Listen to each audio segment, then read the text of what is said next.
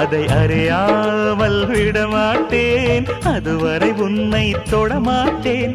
எந்த பெண்ணிலும் இல்லாத ஒன்று